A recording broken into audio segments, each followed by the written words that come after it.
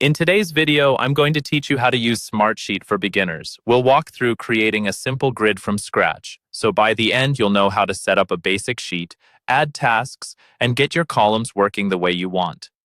First, look over to the left side of your Smartsheet window. You'll see a vertical navigation bar. Near the top of that bar, there's a plus icon labeled Create. Go ahead and click that. This is where you start almost everything new in Smartsheet, so it's a good habit to remember. Whenever you want to build something, you'll come back to this Create button. After you click Create, a few options will pop up. Choose the option called Grid.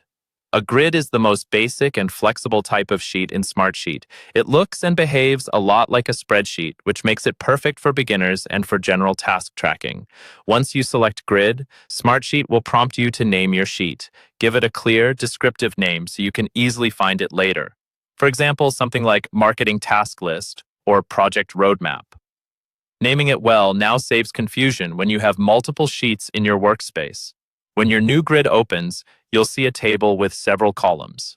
The very first column on the left is called the primary column.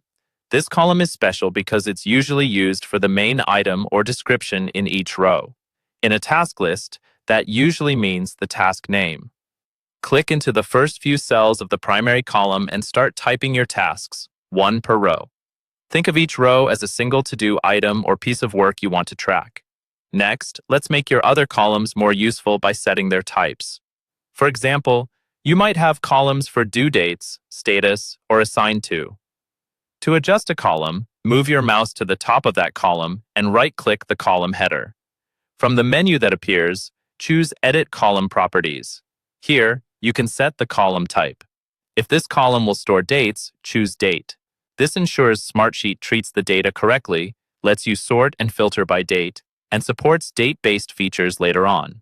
You can repeat this for any other columns you've added, choosing the types that match the information you want to store. Once you've added some tasks and set your column types, remember to save your work. Look to the top toolbar and click Save.